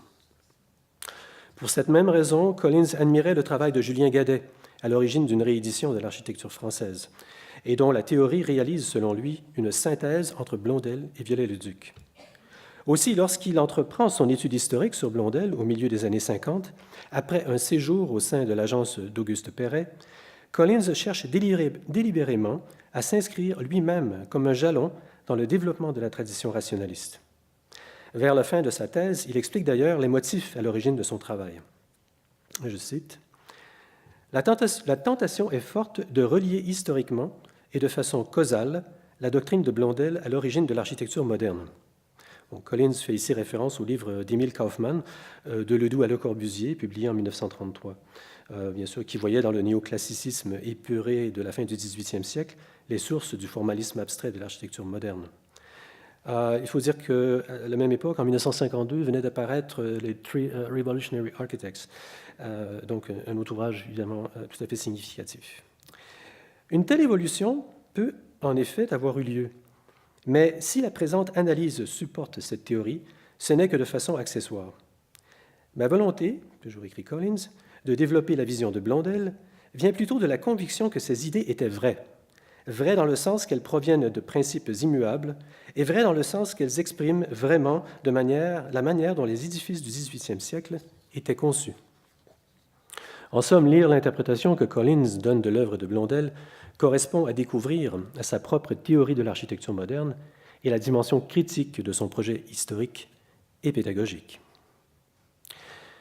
C'est armé de ses convictions rationalistes et d'une conception évolutionnaire de l'architecture que Collins s'attaque à la question de la formation professionnelle en architecture à la fin des années 60. Dans son livre Architectural Judgment, qui paraît en 1971, il reprend le thème introduit dans son étude sur Blondel, le processus évolutionnaire, rationnel et contextuel du jugement en architecture. Son argument repose cette fois sur un rapprochement entre la méthode développée par Blondel et celle utilisée dans la formation juridique. Le droit incarne, à son avis, un modèle de formation professionnelle moderne dont les écoles d'architecture devraient s'inspirer afin de se libérer de la mentalité beaux-arts qui glorifie l'expression personnelle et l'originalité et qui entrave, selon lui, l'adoption d'une approche professionnelle responsable de la pratique architecturale fondée sur un idéal de compétence et de service public. Ces références sont la pédagogie des facultés de droit de l'Université Harvard et surtout de l'Université Yale. Cette dernière est le plus important bastion du réalisme légal aux États-Unis, une école de pensée qui, depuis les années 30, propose une révision pragmatique de la tradition empirique anglo-saxonne. L'enseignement s'y concentre principalement sur l'étude de la jurisprudence, c'est-à-dire des précédents, et utilise l'étude de cas, ou ce qu'on appelait les case study method, comme approche pédagogique. Tout au long de son livre, Collins se réfère à plusieurs auteurs associés à cette école de pensée, notamment à Carl Livlin, qui, selon lui, est le premier à avoir remarqué les affinités entre le droit et l'architecture. Il ira même jusqu'à dédier son livre à Friedrich Kessler, le Sterling professeur à la faculté de droit de Yale, qui décrivait la tâche du réalisme légal comme étant de, et je cite, « tester constamment la désirabilité, l'efficacité et l'équité des règles légales et des institutions héritées du passé en fonction des besoins présents de la société. » À la fin des années 60, cette posture comporte une dimension politique particulière. Pour en mieux comprendre les implications, il faut peut-être encore chercher du côté des idées qui circulent alors à l'Université Yale, en particulier dans le département de sciences politiques, étroitement associé à la Law School, à travers ce que l'on a appelé le Law and Policy Movement. Un groupe d'études légales orienté spécifiquement vers l'analyse des politiques américaines en matière de commerce, de relations internationales, de citoyenneté et de démocratie constitutionnelle. Les travaux de Charles Lindblom ont alors particulièrement marqué le développement des recherches sur les procédures de prise de décision, ce que l'on appelait à l'époque les decision-making process. Dans son ouvrage « The Intelligence of Democracy », Lindblom se fait l'avocat du principe d'incrémentalisme, qui préconise une approche de la gestion des processus de transformation des politiques publiques par suite d'essais et d'erreurs et par petits ajustements successifs. Une approche permettant, selon lui, de déjouer la rigidité des grands plans quinquennaux et d'éviter les bouleversements trop importants et soudains dans les affaires publiques. Cette théorie, dite aussi évolutionnaire, qui s'oppose à tout processus révolutionnaire, est tout à fait caractéristique des tensions dans la mentalité de l'époque, prises entre le conservatisme et une volonté de changement au niveau social et institutionnel qui éclate à la fin des années 60. Dans ce contexte, alors qu'une nouvelle génération d'architectes en Amérique, comme en Europe, brandit à nouveau l'étendard de la Révolution, la position de Collins semble rétrograde et sonne comme un rappel à l'ordre prématuré. Dans les années 1980, par contre, plusieurs auteurs salueront le caractère précurseur de ces réflexions autour de la question du changement dans la continuité. Pensons notamment à Stanford Anderson et John Hancock qui montrèrent comment, selon eux, la notion de précédent, théorisée par Collins, pouvait permettre de dépasser les dichotomies apparentes entre art et science, subjectivité et objectivité, tradition et innovation. Il faut se rappeler qu'à l'époque, de nombreux ouvrages ont été publiés, spécialement dans le monde anglo-saxon, sur cette notion du précédent et de son usage, effectivement, en architecture. À travers sa conception rationaliste et évolutionnaire de l'architecture, Collins cherchait à mettre en place les conditions qui permettraient de reconstruire la légitimité professionnelle de l'architecture sur des bases intellectuelles, sociales et culturelles solides. S'il demeure difficile de déterminer exactement le contenu d'un tel projet et la forme qu'il devrait prendre dans l'enseignement de l'architecture aujourd'hui, rappelons-nous ce que disait Collins à propos de la méthode de Blondel. Et je cite, « En ce qui concerne la créativité, la critique est l'essence de l'éducation architecturale. » Merci.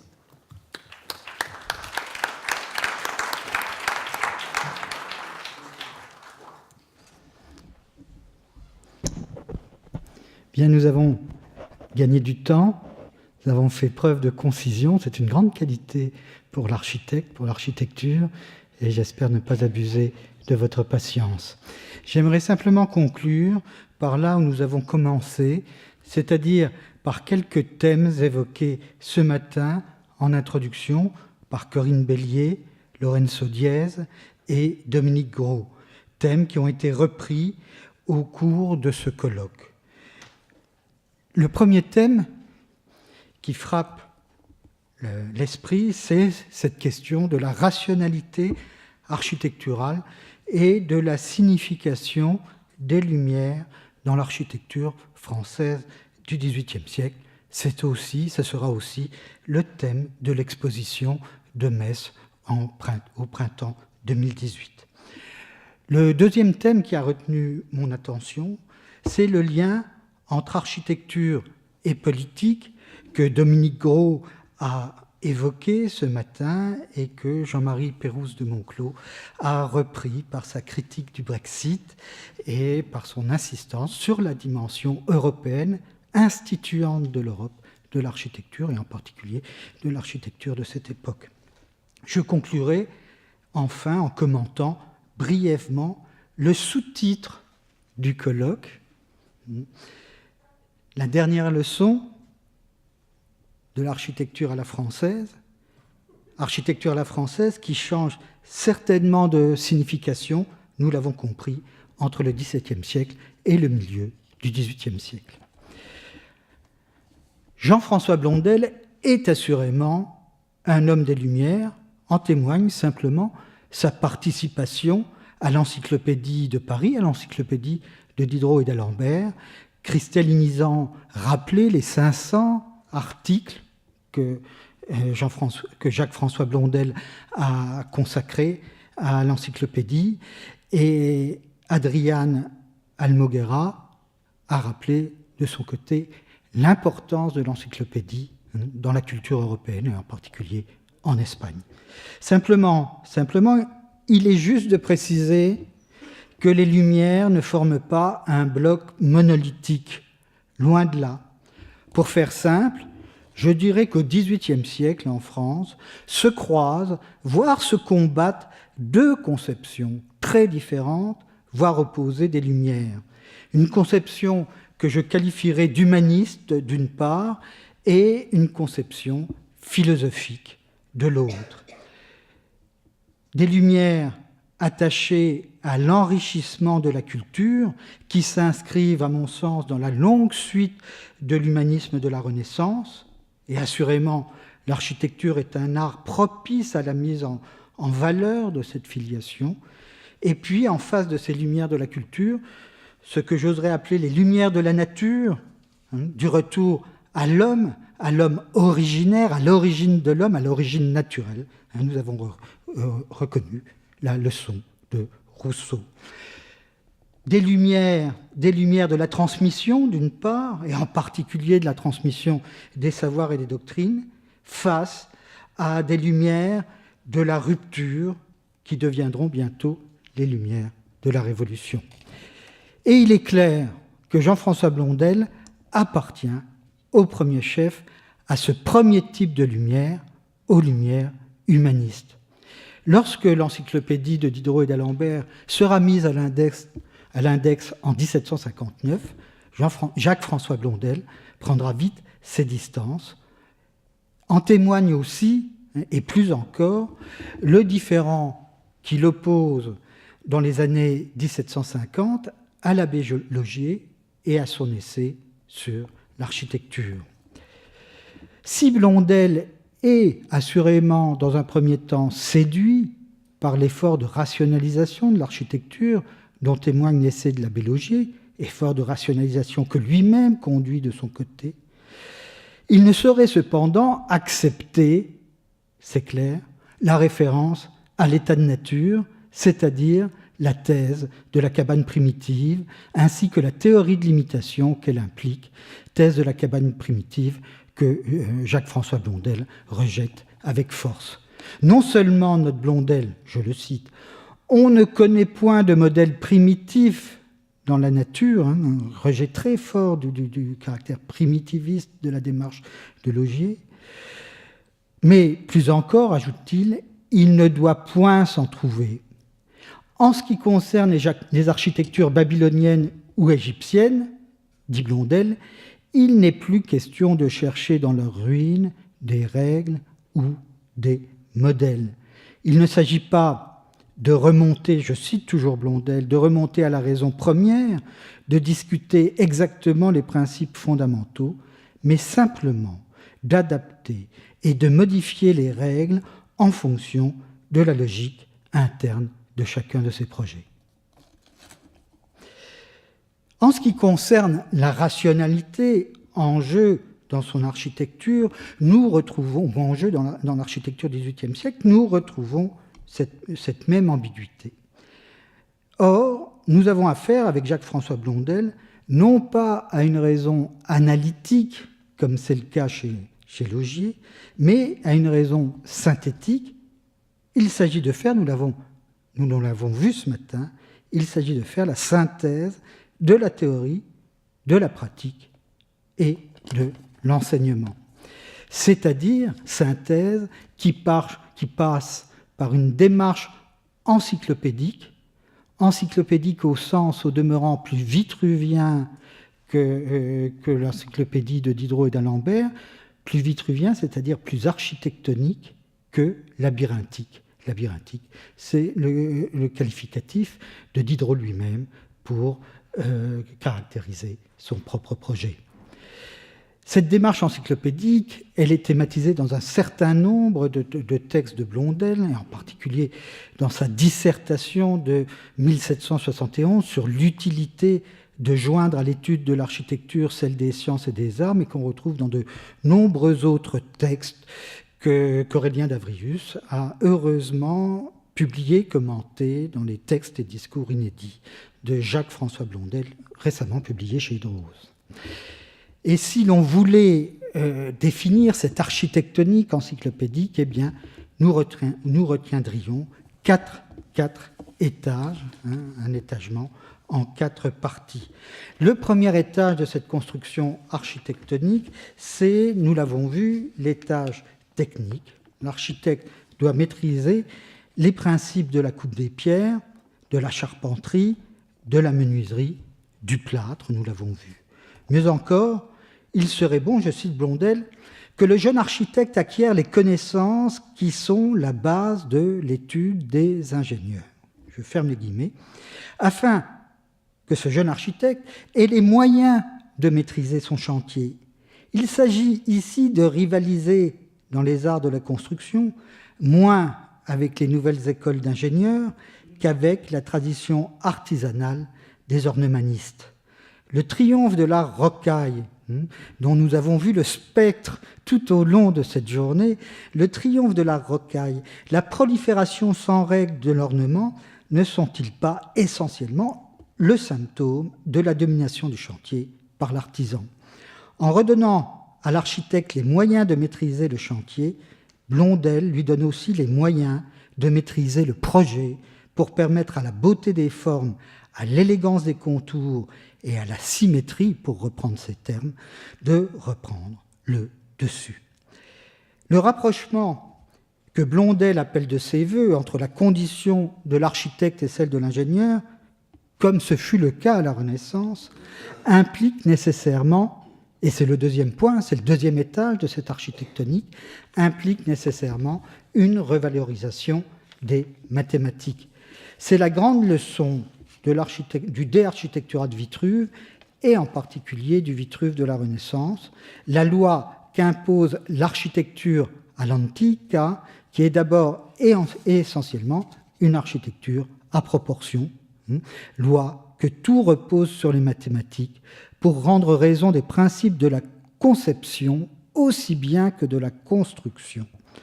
Blondel rappelle à plusieurs reprises, je le cite, « combien il y a à gagner pour l'étude de l'architecture que ces préceptes aient pour préliminaire celle des mathématiques, préliminaires sans lesquelles les productions de l'architecte sont toujours imparfaites. » Je ferme les guillemets. Le troisième étage de cette encyclopédie est l'étage proprement artistique. L'architecture est destinée à faire la synthèse des arts et à cette fin, l'architecte se doit de connaître les principes de la peinture, de la sculpture, du paysage et de tous les autres arts du dessin. Madame Chaban l'a clairement montré dans son exposé. Hélène Rousteau-Chambon aussi, qui évoquait tout à l'heure le dessin à l'honneur. Alors simplement, je reprends une réflexion d'Hélène Rousteau-Chambon qui notait, mais finalement le goût du dessin est universellement répandu au XVIIIe siècle Et il n'y a rien là de spécifique, ou il n'y aurait rien là de spécifique à Blondel, si ce n'est, et c'est mon interprétation en tout cas, que Blondel me semble plutôt attaché au sens traditionnel du dessin comme disegno, c'est-à-dire un dessin qui est à la fois dessin EIN et dessin IN, qui mêle, qui conjoint le projet et son exécution linéaire. Un dessin qui est donc un instrument d'investigation et d'invention, et non seulement d'expression et de communication. Dernier étage, une telle formation, aussi complète apparaît-elle du point de vue professionnel, ne suffit pas encore pour Blondel, car il est enfin nécessaire pour lui que l'architecte soit un lecteur assidu auquel aucune des découvertes de l'esprit, de quelque nature qu'elle soit, ne doit rester étrangère, et ce qui explique les liens étroits qu'il a pu entretenir avec l'essayiste Font de Saint-Hyacinthe, avec d'Alembert, qu'il a appelé au projet de l'encyclopédie, avec Fréron, on en a parlé, ou encore avec Jean-François de Bastide, avec qui il rédigera son essai, son roman sur l'homme du monde éclairé par les arts.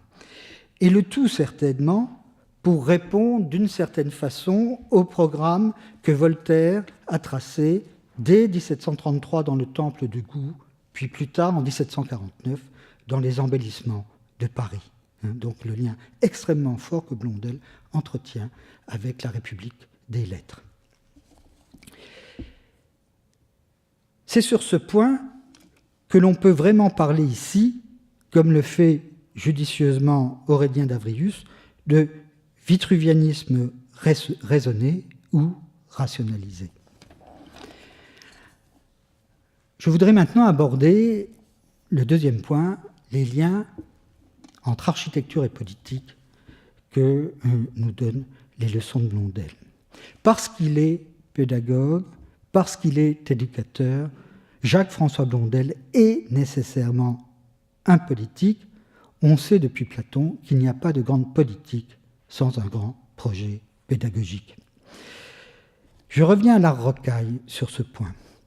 On a l'habitude de qualifier l'art rocaille d'art aristocratique ou d'expression d'une certaine réaction aristocratique après la mort de Louis XIV.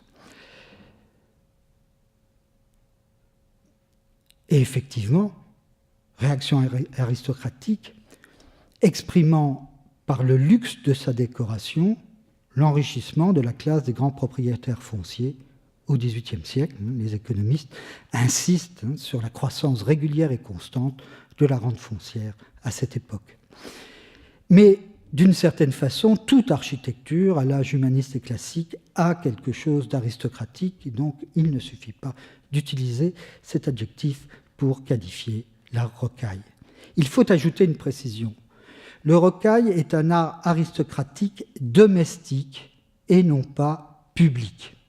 Comme si l'aristocratie avait pris acte de la réduction de son pouvoir politique par Louis XIV au moment même, et c'est là le paradoxe, où le régent s'efforce, au contraire, de réintroduire l'aristocratie dans le jeu politique, en particulier par la polysynodie. Il y a là un paradoxe intenable qui, à moyen terme, devait nécessairement condamner le style rocaille. Jacques-François Blondel, tout au contraire, insiste sur la dimension publique de l'architecture au service de l'ensemble de la société, société elle-même reconduite au moyen même de l'architecture à ses responsabilités politiques. Dans sa conférence, Sigrid de Jonge évoque Saune et son jugement sur l'architecture française. Saune dit que le génie français réside dans l'usage public et politique de l'architecture et que c'est dans cet usage que cette architecture à la française s'est élevée au rang des anciens.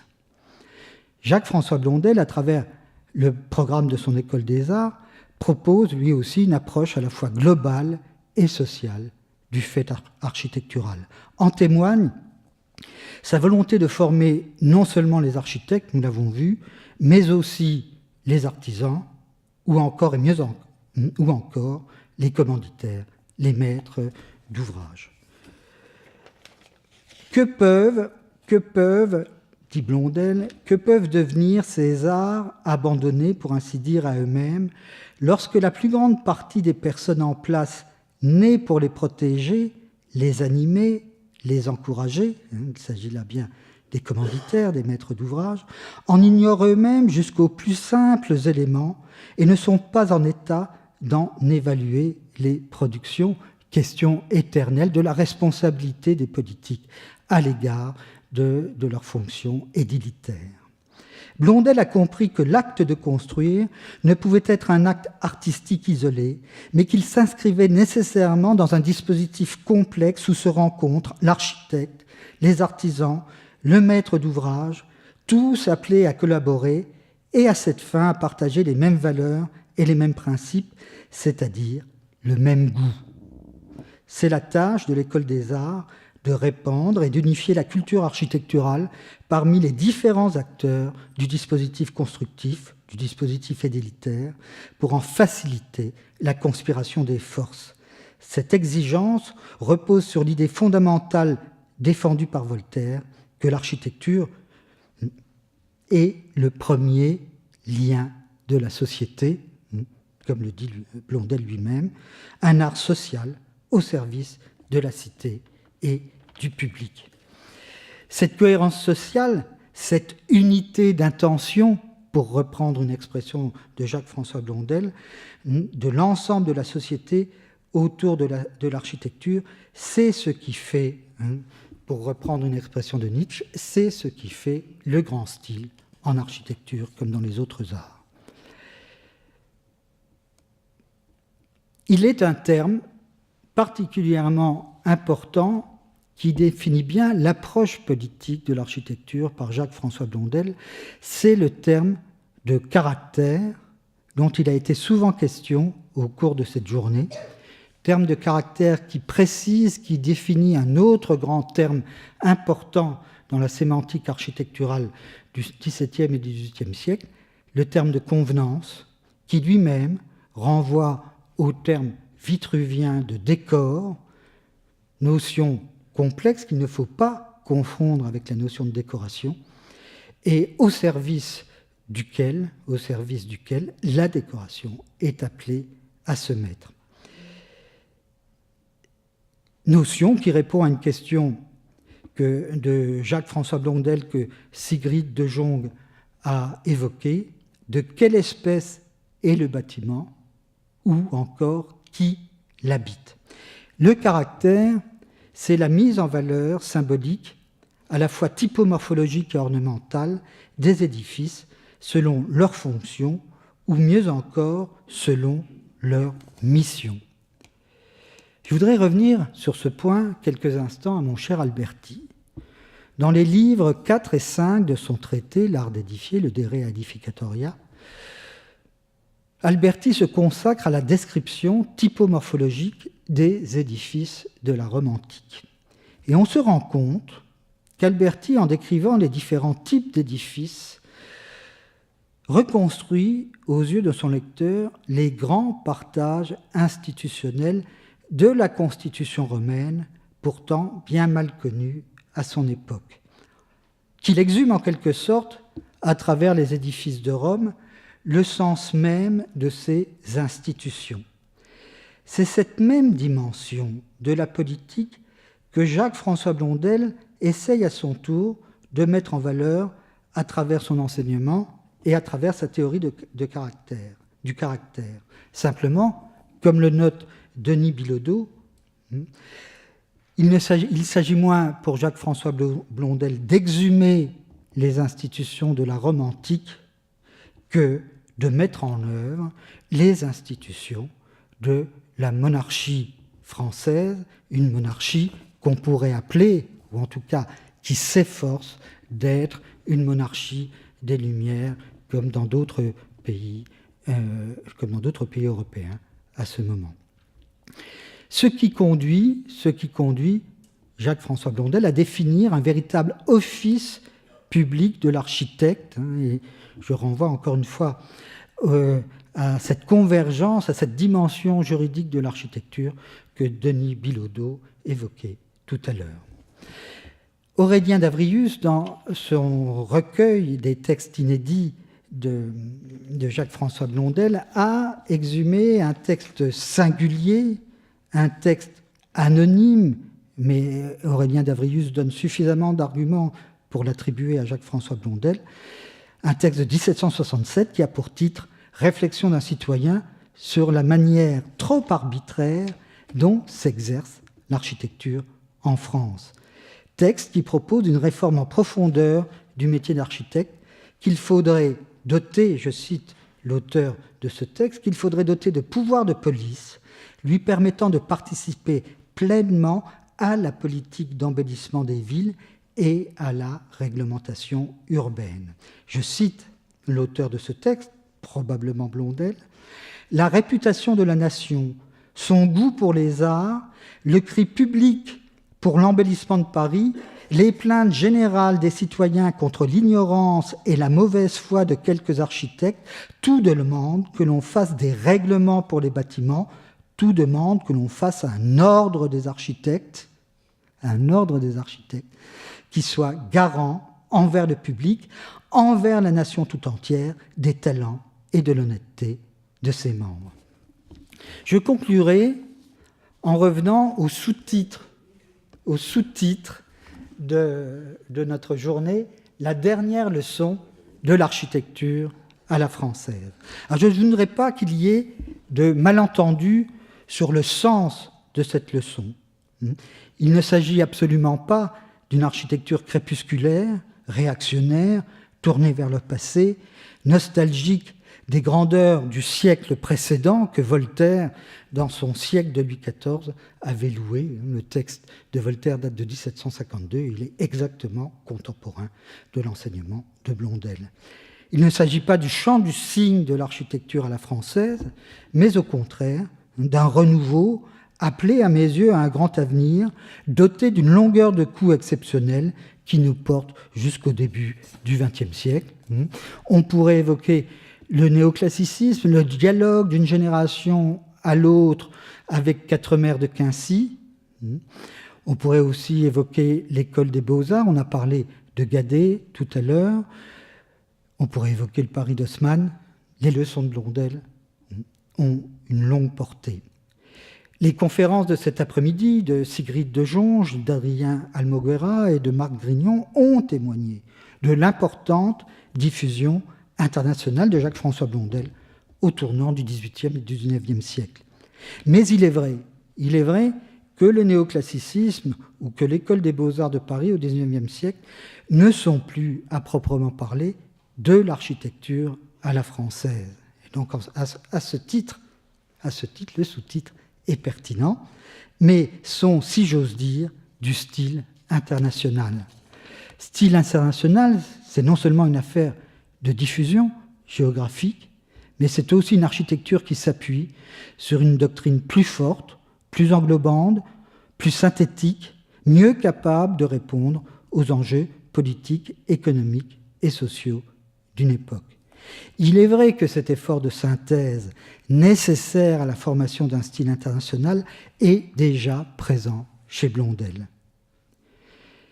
Il y a chez Blondel, pour reprendre l'expression de Denis Billaudot, l'art d'éviter les conflits. Alors, je préfère parler de synthèse, mais on peut effectivement voir ça comme un art d'éviter les conflits. En tout cas, l'art d'éviter les conflits entre le style français et le style italien. On sait l'importance que Blondel accorde à la tradition, à la grande tradition humaniste italienne. Il cite Vignole, il le discute parfois, il le cite. Il cite Palladio, il cite un auteur qui est tout de même moins connu, qui est non moins important, mais moins connu. Il cite l'idée universelle de l'architecture de Vincenzo Scamozzi, un texte assurément majeur de la doctrine. Et cet effort de synthèse entre les traditions italiennes et les traditions françaises est d'autant plus remarquable qu'au même moment, dans d'autres domaines, la querelle entre les deux filiations fait rage. Je pense à la musique, je pense à la querelle des bouffons, je pense à la querelle entre ramistes et piccinistes. Et puis il y a aussi, chez Blondel, la volonté de résoudre le conflit entre les anciens et les modernes. Je cite Blondel, « Il s'agit de remettre au goût du jour les beautés avouées de tous les siècles et de tous les connaisseurs. » Je voudrais enfin, pour conclure, remercier les organisateurs et les conférenciers qui, en une seule journée, nous ont donné plus à méditer que des colloques ou des congrès interminables. C'est qu'aujourd'hui, ont régné une unité de conception, une unité d'intention, une unité d'exécution qui constitue le plus bel hommage qu'on put rendre aux leçons de Blondel.